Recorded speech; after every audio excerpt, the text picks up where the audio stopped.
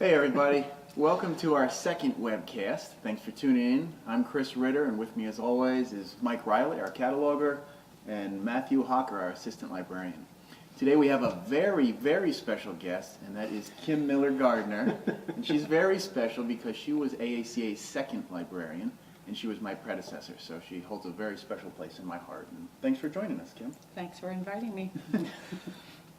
Now, many of our visitors will ask the librarians here, what's the most popular question that you get? What's the most common thing? Well, that question doesn't have to do with Ford, it doesn't have to do with Chevy, it actually has to do with what's Kim up to these days?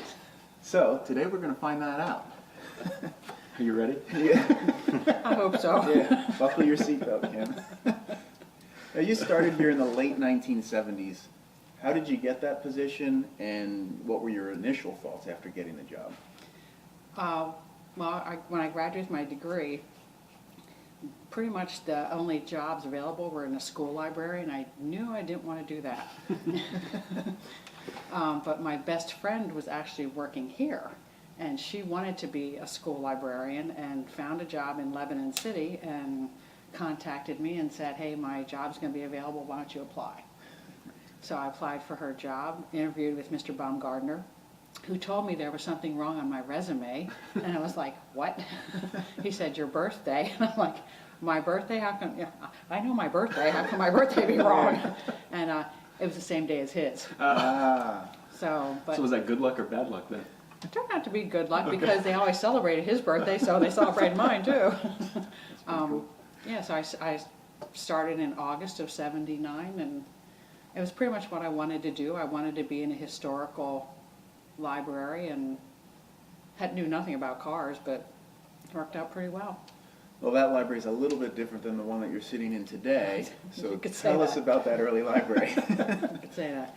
The first library here was on the second floor of National Headquarters, and if anybody's ever been up there, that's a lot of little rooms, and so we were spread. They had already converted two of the rooms into one large room. The Hershey region paid for that. And so they had carpeted, put in the bookcases, actually the bookcases that are along these walls. Okay. So that basically had the book collection, and card catalog in it. And then all the other little rooms gradually became filled with all the file cabinets with literature in it and all the periodical shelving. And we just kind of kept taking over the second floor and eventually the basement and some stuff in the attic. And Wow. so, but engineer came in and said, you know, you really can't keep putting all that weight on that second floor. So, And the rest is sort of history, huh?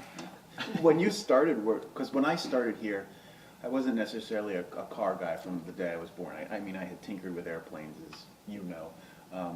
When you started here, were you like, oh no, what did I get myself into? Or like, what were your initial thoughts as you were a I was true glad I rookie had on a the job. I was glad I had a job. I was always maybe a little bit mechanically minded because my dad, having all girls, he had to teach us all how to do stuff.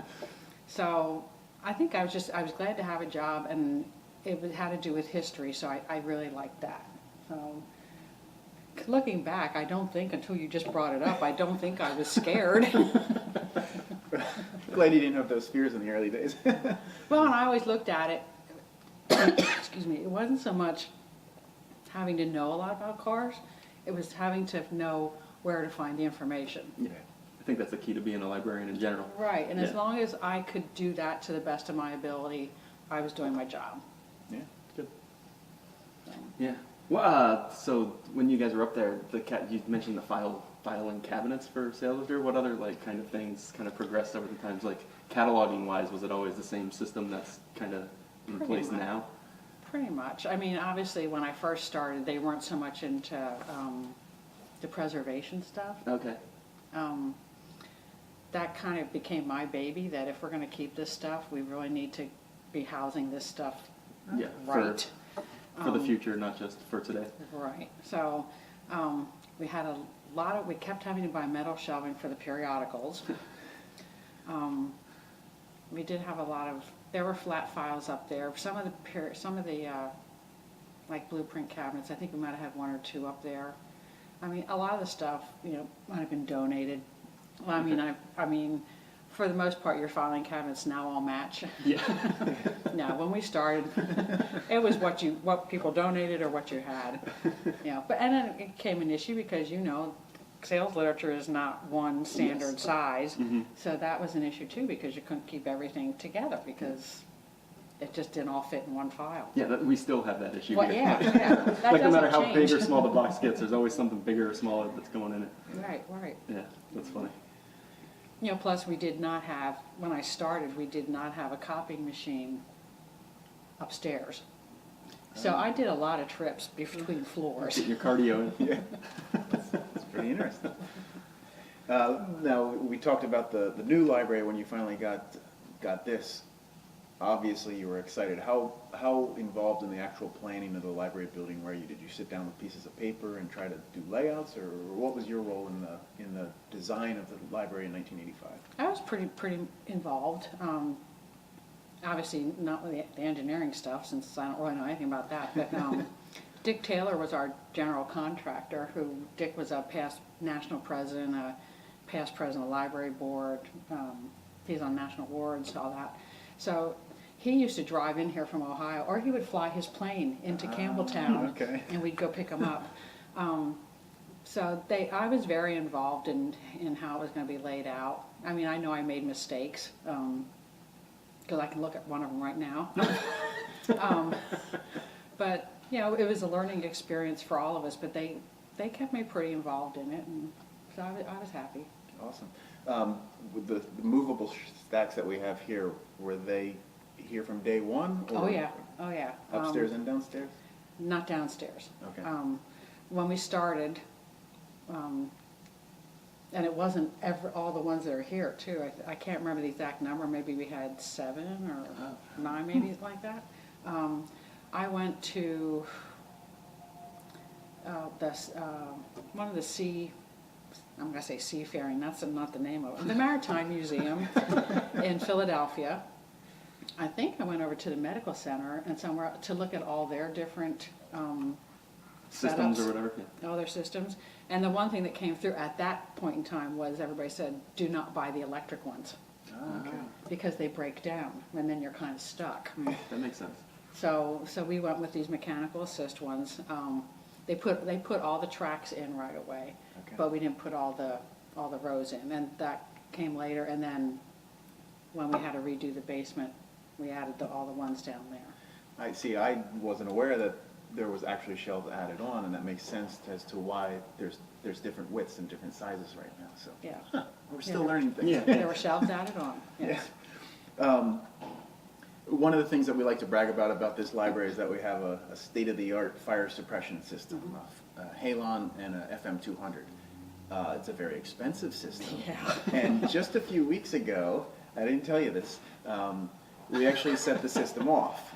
Fortunately, before the actual suppression system dispenses, 2 alarms need to be triggered. Usually it's a heat and It's like both a light sensor. photos. Well, we set off the photo sensor. One of our guys was downstairs painting with spray paint, and the mist from the spray paint set it off. Needless to say, we were pretty active for a couple of minutes before we finally shut it off. We had the fire marshal show up. Did you ever set the system off? Actually, yes.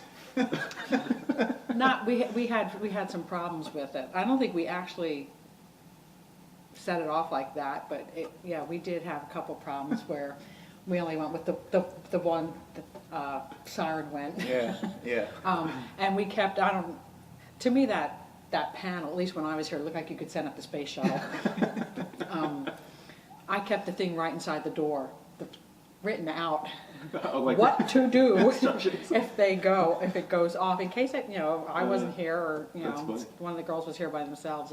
This is what you do in case it goes off and you don't want the thing to fire. That's funny. We should have had that because we were all running around like chickens with our heads cut off. Honestly, it's still in there. It's just such an unnerving sound. And think of all those dollars that are going to dispense out of that fire suppression system. So, Yeah, we did have that happen a couple times. Yeah.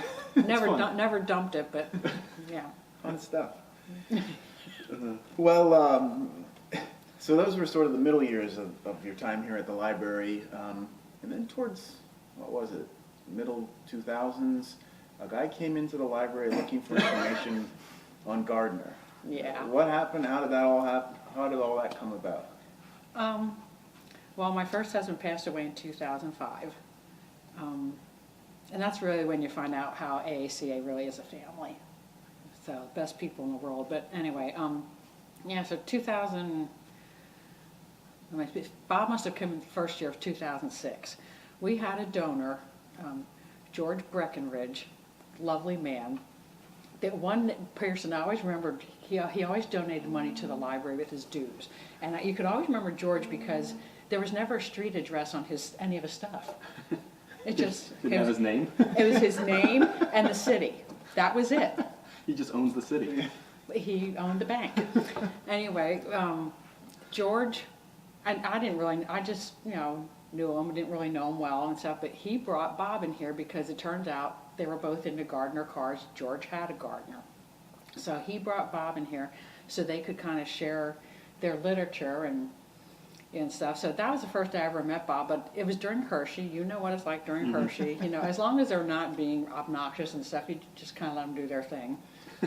So that, I know he was here, but that's about it. Well, he came back the next year, and I can remember him sitting at one of the tables, and he had this, it looked like a pencil, and so he's like, we didn't know what he was doing.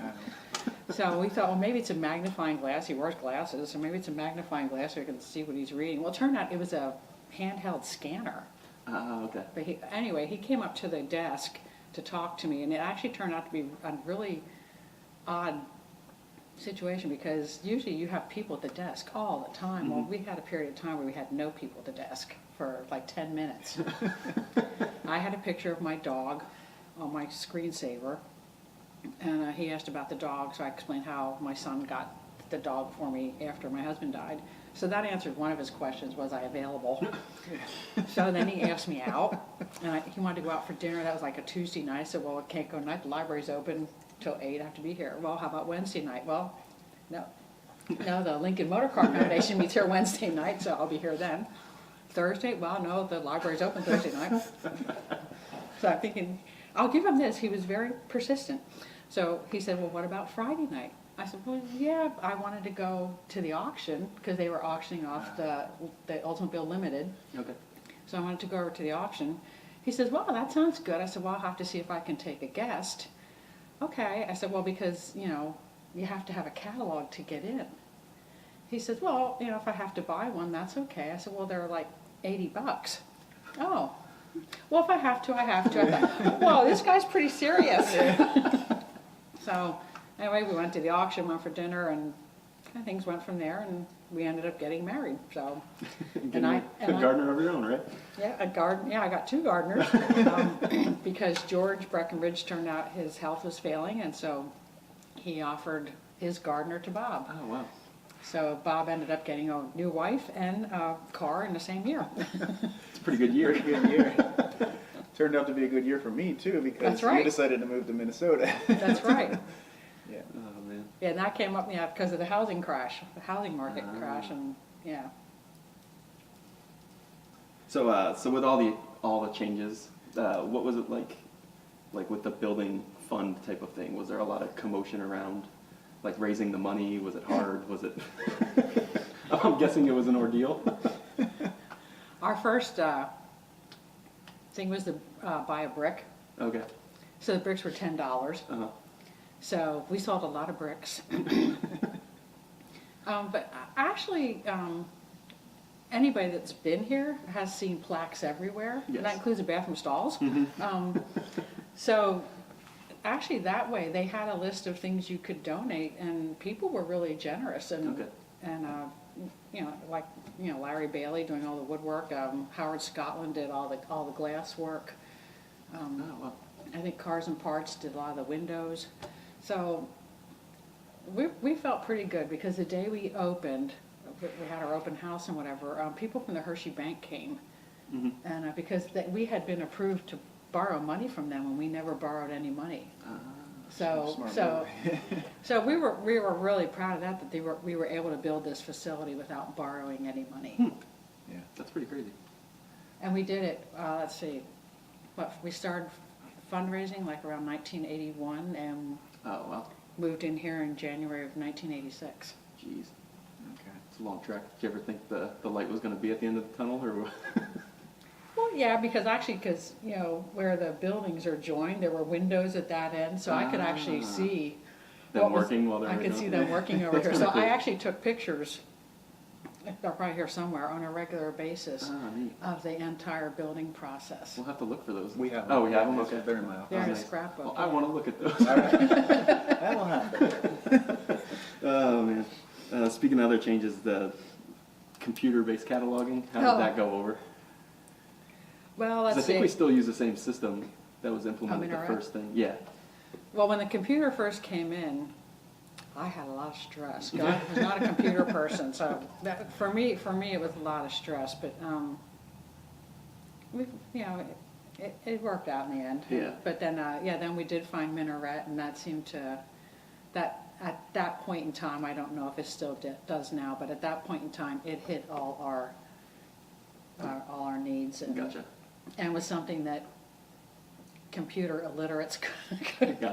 like me, you know, could do.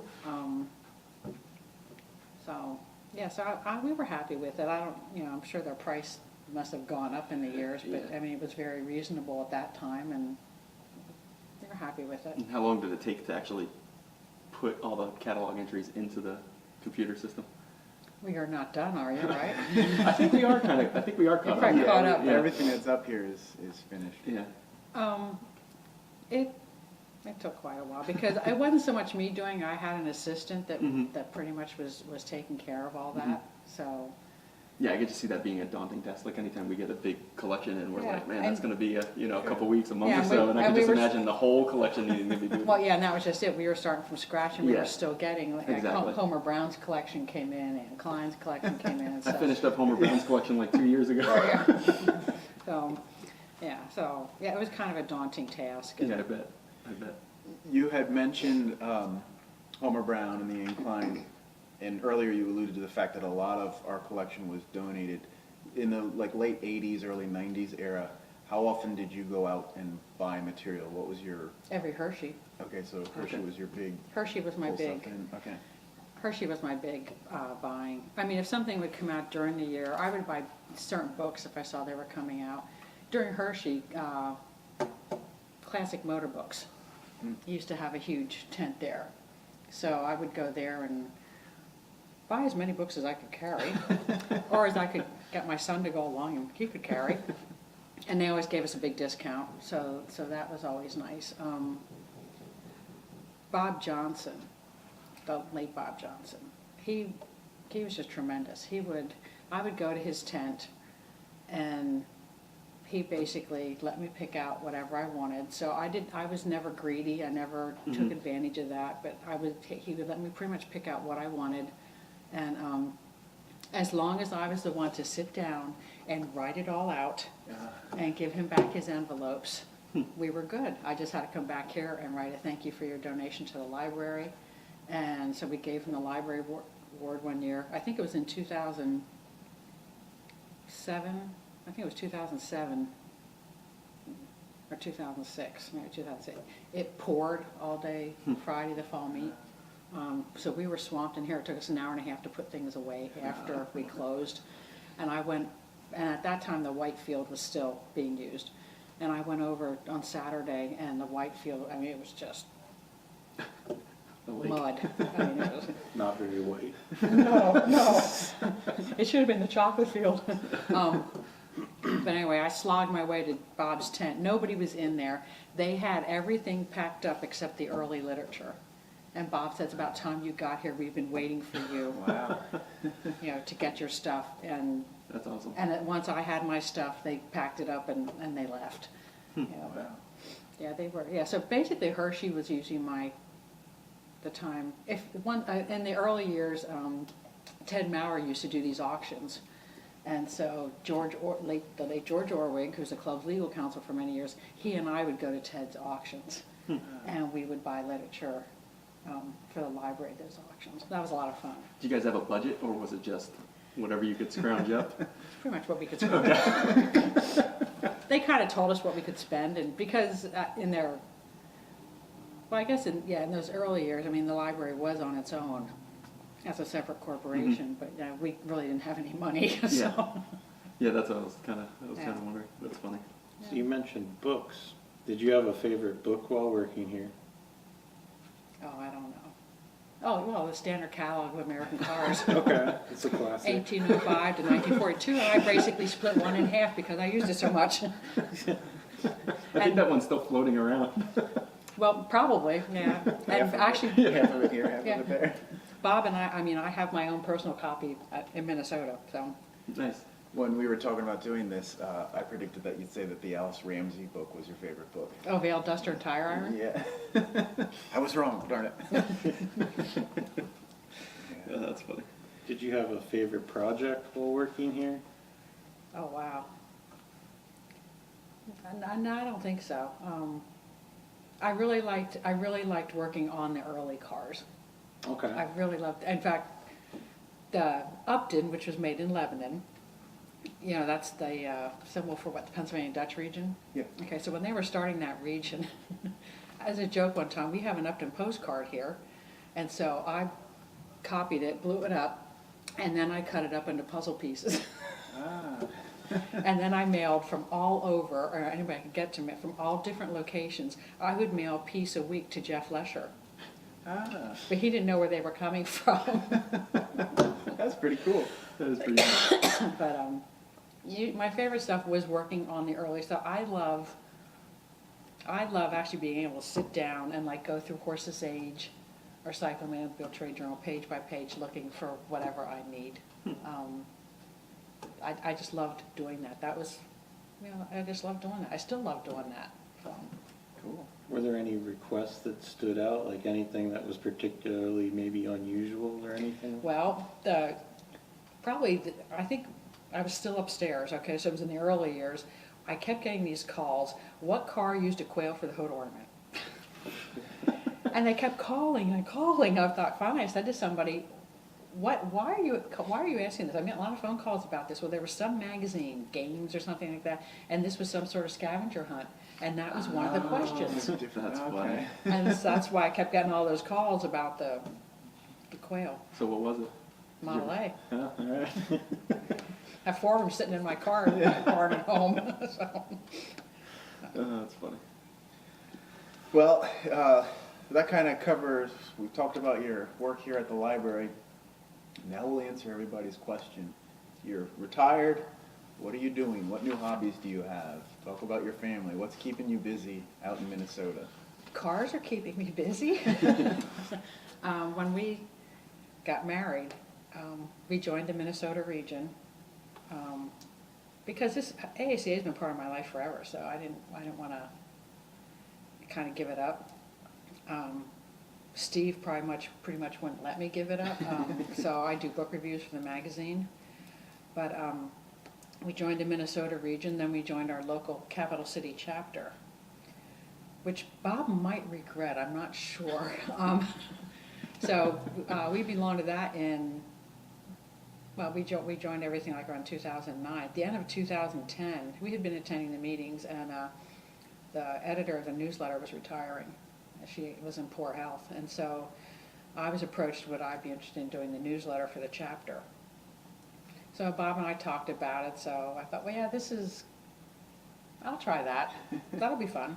So I'm still doing the newsletter for the chapter, and in 2014, I became the chapter's president. So I'm now in my 3rd term with that, but I'm done at the end of this year with that. So we've stayed pretty active. We just hosted a national meet, and I was registration chairperson for that, which Bob said I'm never to do again. We didn't see our living room for quite a while. It was piled with a lot of stuff. So we still are really active with the cars. We have our Gardner, which we take all over the place, which we just love sharing that with people. Other than that, I still read a lot. I make quilts, which a certain little boy has several. Yeah, very nice quilts. I can vouch for that. So I do a lot of quilting. What else?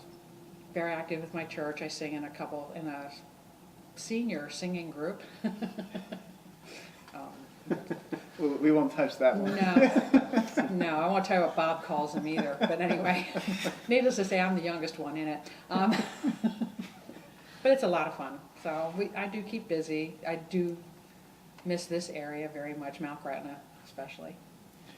The reason you're back, or part of the reason that you're back, is you got to see a little one, right? Yes, I have between Bob and I, we have 3 grandchildren. Marcus, who's 12, and Emma, who's 1, and they live in Minnesota. They're Bob's son's kids. And then my son has a little guy, Maverick, who's 2.5.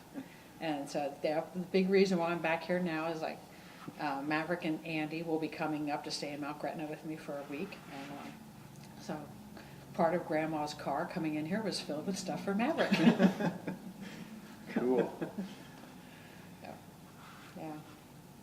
All right. Well, I guess the last question, and be as honest as you would like to be, what would you like to see the library do in the future? What projects would you like to see us tackle? Anything that we're doing wrong? No, I'm very open with people when they ask me. I love you guys. I love the 3 of you. I mean, when you walked in the office for your interview, when you left, Steve and I basically, we still had to interview other people, but it was like, no, I can leave I can walk away from here and feel good because the library's going to be in good hands, and you guys are doing it. You need more space, obviously. So I'm hoping you let me be a part of that, maybe in a small way when that time comes that you're planning and moving stuff. But I just ask you take that wall with you. That'd be tricky. We'll see I know, what we can do. but I just love that wall, and if not, can I have it? One of those could probably be worked out. Yeah. Just keep doing what you're doing. I'm going to the Detroit Public Library before I come back here in October. Should I ask them if we can have it? Yeah, I think you're going to need a big truck to bring anything from there back. No, I think you guys are just doing super. Keep doing what you're doing. I think one of the most important things I found when I was here is always say thank you. A lot of people don't get that, but I think some of our donations came in because we said thank you, and we were nice, and we didn't treat like Bob said. He said, I was watching you when I guess obviously I didn't know it, but when he was here, and he said no matter what they asked for, whether it was for a Chrysler K car from the 80s, he said, or the earliest vehicle, he said, you treated them all the same. Mm-hmm. Whether you liked their car or not, you treated them all the same. And I said, well, that's what you do. That's what you do. I mean, you treat everybody the same, say thank you, and it comes back to reward you. But no, I think keep doing what you're doing. You guys you've got the technology stuff down, and I think things happen for a reason. And Bob came along at the right time, and you came in at the right time to take the library to the next level where it needed to go. Well, a big thank you to you for laying the groundwork. There's no doubt about the reason the library is where it is today is because you laid the groundwork. So, well, one correction: I actually was a 3rd librarian. Oh, you were the 3rd. Okay. Barbara Schneider was the 1st, and she was here about a year, and she left to go to grad school. And then Marcia Miller Donor Heisey, who is Marcia Miller Heisey Donor. Actually, is my best friend. She was the librarian that was here 2nd and left to go teach, to be a school teacher, or a school librarian. She visited my house once. Yes, she came with me to see Pierce. As well, so I forgot this, I guess, that she was the 2nd, and then you're the 3rd. But no, just keep doing what you're doing, and ever onward and upward. all right, well, thanks, Kim. Thanks for coming out today. Thanks for coming. Thanks for making this painless. Now for the hard questions. Yeah, right. Yeah, well, once we turn the camera off, we will answer the questions. The cars are filed at 629-222. She still knows it. Well, thanks for tuning in, Be sure to check back for our next webcast because fall meet is rapidly approaching, and we're going to have some updates and previews about what we're going to be doing that week and what you can expect when you visit us. So, on behalf of all of the 4 librarians, see you next time.